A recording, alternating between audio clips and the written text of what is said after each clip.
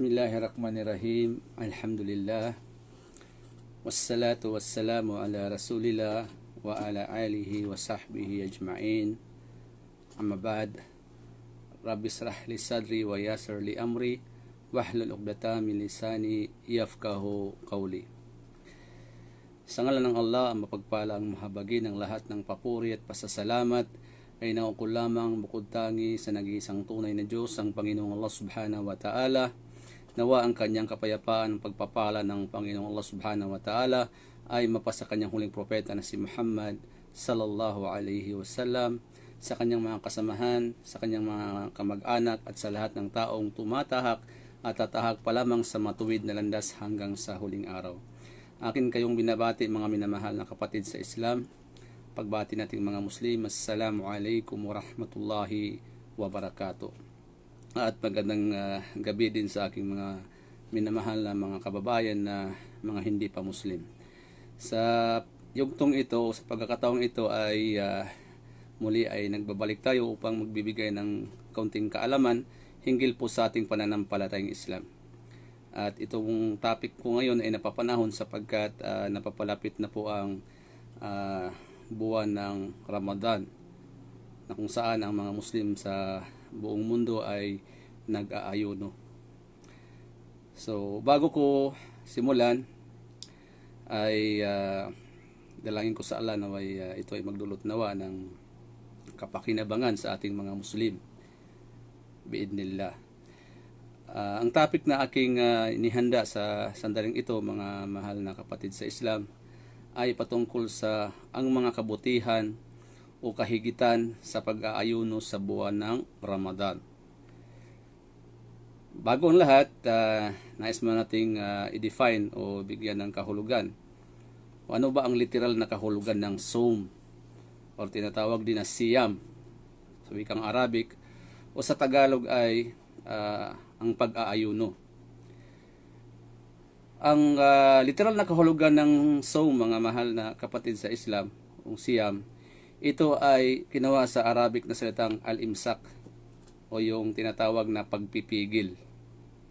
Sa Islamikong kahulugan, sa definition niya, sabi ni Sheikh Al-Uthaymin rahimahullah, ang kahulugan nito sa pangrelihiyon na pagpapaliwanag, ito ay huwa at-ta'abbud lillahi subhanahu wa ta'ala bil imsak anil akil wasyarab wasairil mufathirat min tulu'il fajri ila ghurubis asyams.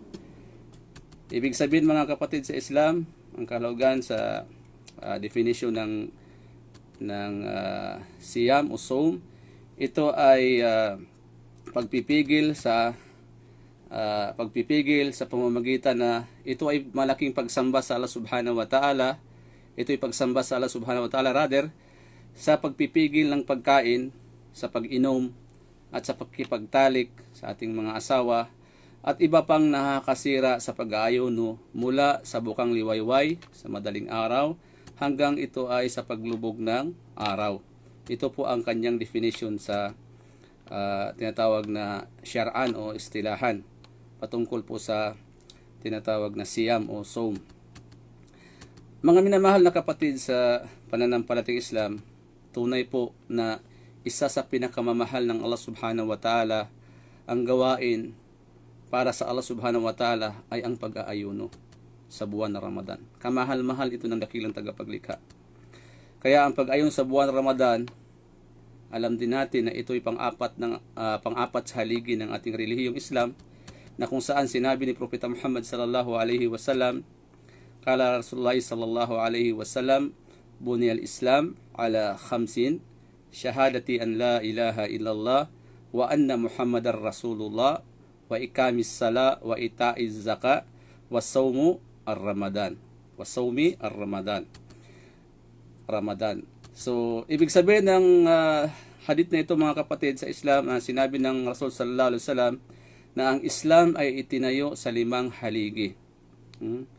Ang pagsaksi na walang tunay na Diyos na marapat na sambahin maliban lamang ang Allah Subhanahu wa Ta'ala, at pagsaksi na si Propeta Muhammad ay sugo at lingkod ng Allah Subhanahu wa Ta'ala, at itayo yung pagdarasal magbigay ng kawang-gawa na obligado sa may kakayanan, at ang paglalakbay sa Makkah, at ang pag-ayuno sa buwan ng Ramadan. Ito yung 5 haligi ng Islam na kung saan dito natin makikita sa hadith na ito na ang pag-aayuno sa buwan ng Ramadan ay isa sa mga haligi ng ating pananampalatayang Islam. Kaya naman mga kapatid sa Islam, ipinag-uutos ng Panginoong Allah Subhanahu wa Ta'ala sa mga mananampalatayang Muslim na kung saan ay may kakayanan, malakas ang pangangatawan, na mag-aayuno sa buwan ng Ramadan. Na kung saan sinabi ng Panginoong Allah Subhanahu wa Ta'ala, قال الله تعالى شهر رمضان الذي أنزل فيه القرآن هدى للناس وبينة من الهدى والفرقان فمن شهد منكم الشهر فليصوم. Sinabi ng dakilang tagapaglikha ang Allah Subhanahu wa Ta'ala, sa buwan ng Ramadan dito ibinaba ang Quran bilang patnubay sa sangkatahuan tungo sa katotohanan, ang malinaw na mga palatandaan hinggil sa patnubay ng Panginoong Allah Subhanahu wa Ta'ala at mga pamantayan sa pagitan ng katotohanan at kamalian. Kung kaya sinuman sa inyo ang nakakita ng bagong buwan ng Ramadan ay nararapat sa kanya na mag-aayuno. Ito yung matibay na ating dalil o ating katibayan na obligado sa atin ang pag-aayuno sa sinumang may kakayanan na mag-ayuno na kung saan ay malakas ang kanyang pangangatawan. Sapagkat ang mga mahihina, yung mga matatanda o yung mga buntis ay meron silang exemption doon. So sa ibang usapin naman yun, inshallah. So ang aking nais na bigyan ng diin dito, yung topic ko ay nais kong ibagi sa inyo kapatid sa Islam patungkol sa mga kabutihan o mga kahigitan sa pag-aayuno sa buwan ng Ramadan. Nang sa ganun ay lalo pang magkaroon ng hangarin ang bawat isa sa atin, ang mga Muslim, na pag-ibayuhin niya o pagbutihin niya ang kanyang pag-aayuno nitong darating na buwan ng Ramadan. No? Na kung saan ay paraan para tayo ay magsikap na higit nating pagbutihin sapagkat napakaraming kabutihan, napakaraming kahigtan sa atin sa buwan ng pag-aayuno sa buwan ng Ramadan na ito. Unang-una na kabutihan mga kapatid sa Islam at kahigtan na makuha natin sa pag-aayuno sa buwan ng Ramadan ay dito sinasanay ang mga Muslim na umiwas sa pagsisinungaling at sa mga masasamang gawain. No? Masasamang salita, yung mga kasinungalingan at yung masasamang mga gawain. So dito po sa hadith ng Rasul sallallahu alaihi wasallam, sinabi ng Rasul sallallahu alaihi wasallam an Abi Hurairah radhiyallahu an qala Rasulullah sallallahu alaihi wasallam man lam yada qawlu zur wal amalu bihi falaysa lillahi hajatun fi an yada'a ta'amahu wa syarabahu, o kama qala sallallahu alaihi wasallam. Sinabi ng mahal na propeta Muhammad sallallahu alaihi wasallam, mga mahal na kapatid sa Islam, na ang sinuman ang hindi umiwas sa pagsasabi ng kasinungalingan habang siya'y nag-aayuno at pagsasagawa nito ay hindi kailangan ng Allah Subhanahu wa Ta'ala sa kanya ang kanyang pag-iwas sa pagkain at pag-inom. Inulat ito ni Imam Bukhari at Imam Muslim.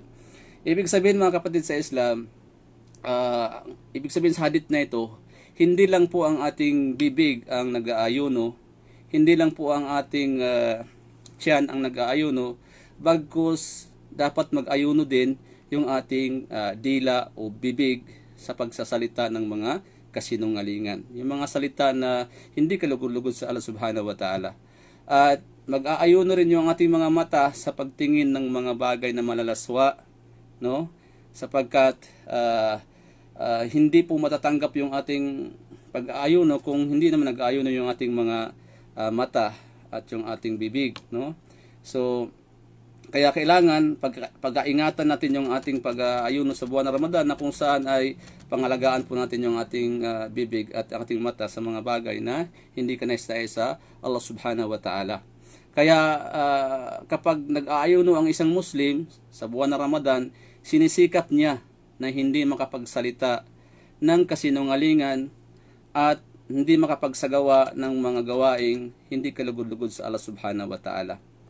Kumbaga, ang kabutihan nito kapatid ay sinasanay ang ating mga sarili sa paggawa ng kabutihan at paglayo sa mga bagay na hindi kanais-nais sa paningin ng Panginoong Allah subhanahu wa ta'ala.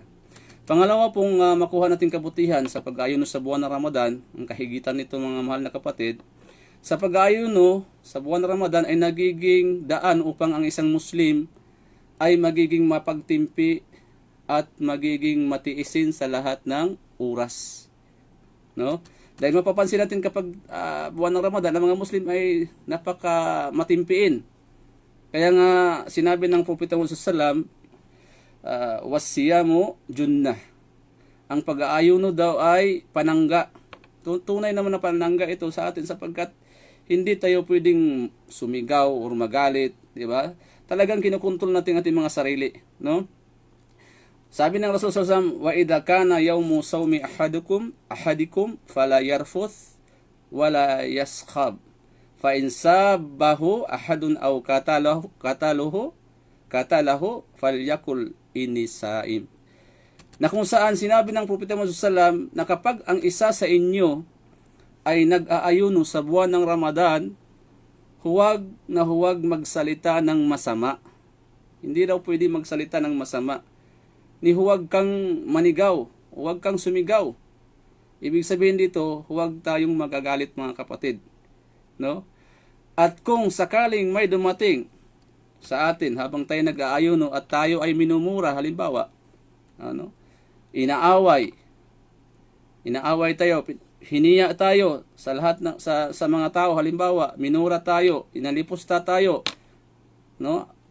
Ang inyong isasagot o ang ating isasagot mga kapatid, sabi ng Rasul sallallahu alaihi wasallam, inni saim.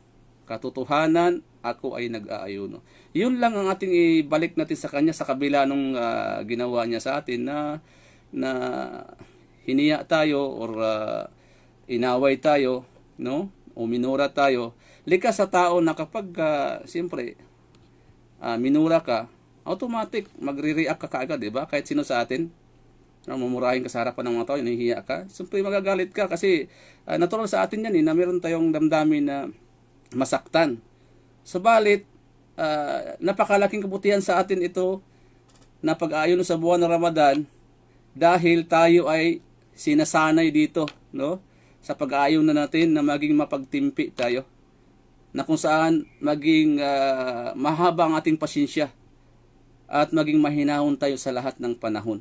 Sinasanay tayo mga kapatid kasi ang buwan ng Ramadan, itong pag-aayon natin, ito ay training sa atin, no? Sinasanay tayo na kung saan pagkatapos ng Ramadan, dala-dala natin tong ating natutunan sa buwan na ito. Kaya napakalaking biyaya sa atin ang buwan ng Ramadan sapagkat dito nagkakaroon tayo ng mahabang pasensya. No? Nagkakaroon tayo ng matinding pagtitimpi. Hinahabaan natin ang pisi natin sa pagtitimpi sapagkat tayo ay naghahangad na hindi masisira yung ating pag-ayuno para makuha natin yung napakalaking gantimpala na ibibigay sa atin ng Panginoong Allah subhanahu wa ta'ala. Pangatlo naman na makukuhang kabutihan sa pag-ayuno sa buwan ng Ramadan mga kapatid, ang kahigitan nito ay ang tinatawag na gantimpala sa mga nag-aayuno sa buwan ng Ramadan. Ang magbibigay ng gantimpala sa atin mga kapatid o magbibigay ng reward sa atin, hindi po kung sino-sino. Bagkus mismo ang Panginoong Allah subhanahu wa ta'ala ang siyang magbibigay sa atin ng reward o gantimpala po sa ating pag-aayuno sa buwan ng Ramadan. Inangkin ito ng dakilang tagapaglikha na siya mismo ang magbibigay sa atin ng reward. Subhanallah. Napakahigit na dakila o gantimpala sa atin ito. Na kung saan ito ay nasa hadith Qudsi ayon kay Abu Hurairah, kalugdan nawa siya ng Allah, na sinabi ng sugo ng Allah ng ang Rasul sallallahu alaihi wasallam, na sinabi ng Allah subhanahu wa ta'ala, qala Allah ta'ala, qala Rasulullah sallallahu alaihi wasallam, qala Allah ta'ala, kulli amali ibni Adam lahu ila siyam fa innahu li wa ana azzibihi. Na kung saan mga kapatid sa Islam sinabi ng ng Rasul sallallahu alaihi wasallam na sinabi ng Panginoong Allah subhanahu wa ta'ala sa hadith qudsi na ang lahat ng gawain ng anak ni Adam, tayong mga tao, ay para sa kanya lamang ang kanyang gantimpala. Maliban lamang sa pag-aayuno sapagkat ito ay para sa akin. Ibig sabihin mga mahal na kapatid sa Islam, mismo ang Allah subhanahu wa ta'ala ang nag-angkin na ang pag-aayon natin sa buwan ng Ramadan, siya mismo ang magagawad sa atin ng gantimpala. Ang dakilang tagapaglikha ang magbibigay sa atin ng gantimpala. Napakalaki po itong karangalan sa bawat isa sa atin na tayo ay ang maggagantimpala sa atin ay ang dakilang tagapaglikha. 'Di ba? Halimbawa, kung tayo magtatrabaho sa kumpanya, sample lang, yung magbibigay ng sahod, yung halimbawa, yung accountant, pero yung iba naman ang magbibigay yung may-ari, 'di ba? Napaka laking karangalan. Kumbaga, ang dakilang tagapaglikha mismo ang magbibigay sa atin ng gantimpala sa pag-aayuno. Kaya nga, mga kapatid sa Islam, ang ating pag-aayuno, inshallah, unahin ko ang aking sarili, ay pagpapayo bago inshallah kayo, ay linisin po natin ang ating intensyon na kung saan tayo po ay nag-aayuno, na kung saan ay hangad natin ay malugod sa atin ng Allah subhanahu wa ta'ala, sapagkat alam natin na ang ating gantimpala ay nakabatay sa ating intensyon. So, yun po mga kapatid sa pananampalatayang Islam. Dalisayan po natin yung ating pag-aayuno inshallah sa buwan ng Ramadan, sapagkat mismo ang Allah subhanahu wa ta'ala, siya po ang magbibigay sa atin ng gantimpala ito. No? Ito po yung pangatlong kabutihan o kahigtan sa buwan ng Ramadan. Pang-apat po na kabutihan at kahigtan sa buwan ng Ramadan sa ating pag-aayuno, ang pag-aayuno sa buwan ng Ramadan ay kapatawaran sa mga nauna nating mga kasalanan. Ayon kay Abu Hurairah radhiyallahu an, qala Rasulullah sallallahu alaihi wasallam, man sama Ramadana imanan wa ihtisaban ghufira lahu ma taqaddama min dhanbihi, o kama qala sallallahu alaihi wasallam. Na kung saan sinabi ni Propeta Muhammad sallallahu alaihi wasallam na ang sinumang mag-aayuno sa buwan ng Ramadan nang dahil sa kanyang pananampalataya sa Allah subhanahu wa ta'ala, dahil sa kanyang iman, at naghahangad siya na matamo ang gantimpala mula sa Panginoong Allah subhanahu wa ta'ala, at dahil dito papatawarin sa kanya ng Allah subhanahu wa ta'ala ang kanyang mga nauna niyang mga kasalanan. Allahu Akbar. Ito po ay napakadakilang kasabihan ng na kung saan na dapat maramdaman ng isang Muslim ang napakalaking gantimpala nito, sapagkat ang pag-aayuno ito ay naglilinis sa ating mga nagdaang kasalanan.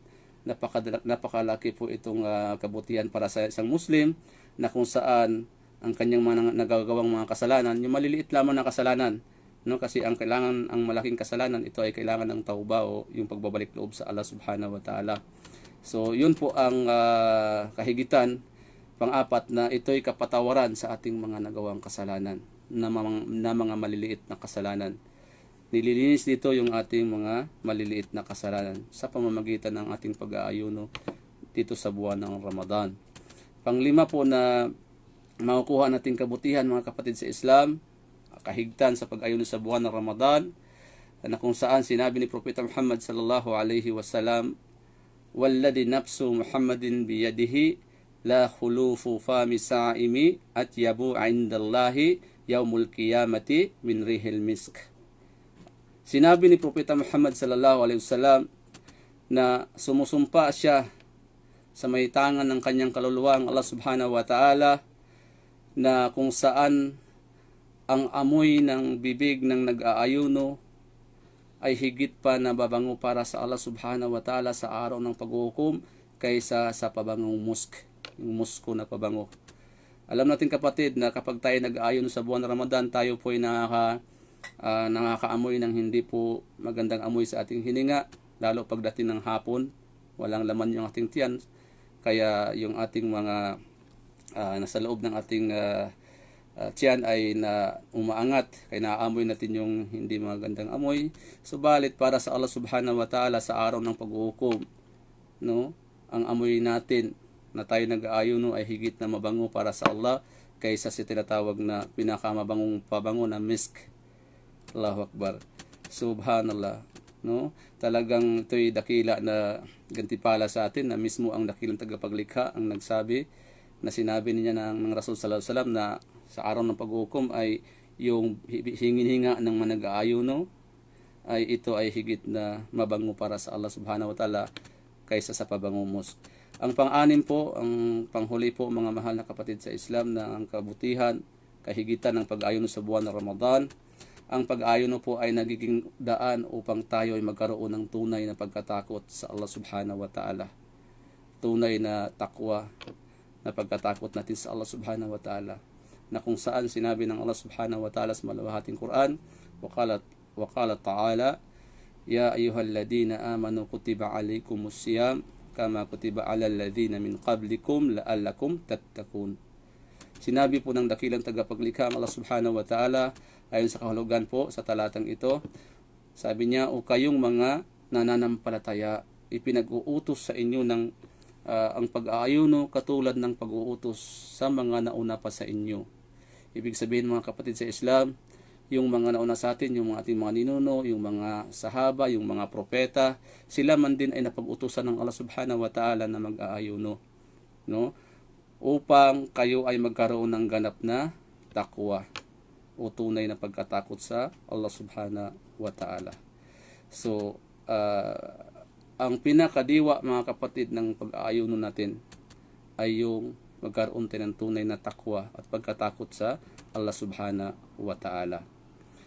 Hindi tayo nag-aayuno kasi may mga tao na nagsasabi, lalo sa mga hindi Muslim, nagtataka sila bakit pinahirapan nila ang kanilang sarili. Ang mga Muslim, bakit sila nag-aayuno? No? Para ba sila ay mauhaw, magutom, no? Pahirapan ang mga sarili. So, hindi nila alam ang kahalagahan. Kaya nga, ang pinakadiwa talaga kung bakit tayo inutusan ng Allah subhanahu wa ta'ala na mag-ayuno ay la'allakum tattaqun. Harinawa kayo ay magkaroon ng tunay na pagkatakot sa dakilang tagapaglikha ang Allah subhanahu wa ta'ala. Kaya mga kapatid, ang pag-aayuno sa buwan ng Ramadan, ito ay pagkakataon na i-recharge ang ating iman. Dahil tunay na ang ating iman ay ito ay nanghihina, no? Hindi ito stagnant. Minsan talagang bumababa ito. So itong buwan ng Ramadan, ito ay madrasa, tinatawag na paaralan upang ang isang Muslim ay dito siya mag-recharge ng kanyang iman. Para na sa ganun ay lumago ang kanyang pananampalataya na kung saan paglipas ng Ramadan, no, dala-dala niya ang iman niya, napaka full charge, no? Full charge ang kanyang iman. So mga kapatid sa Islam, tunay po na malapit na po ang Ramadan. Inshallah tayo po ay magdua sa Allah subhanahu wa ta'ala na tayo po ay paabutin niya ng Ramadan, sapagkat ang buhay natin ay hindi natin to hawak, no? Wala nakakaalam kung kailan tayo kukunin ng Allah subhanahu wa ta'ala. Kaya sa atin lamang bilang isang mananampalatayang Muslim, tayo ay palagi ang magdua sa Allah subhanahu wa ta'ala na tayo ay paabutin sa buwan na mabibiyayang buwan na ito ng Ramadan. So hanggang dito na lang po, at maraming salamat po sa mga kapatid ko. Pasensya na po kung mayroon akong pagkamali dahil sa aking kahinaan po. At inshallah, jazakumullahu khairan po sa mga kapatid. Wa sallallahu ala nabi Muhammad wa ala alihi wa sahbihi ajma'in. Assalamu alaikum warahmatullahi wabarakatuh.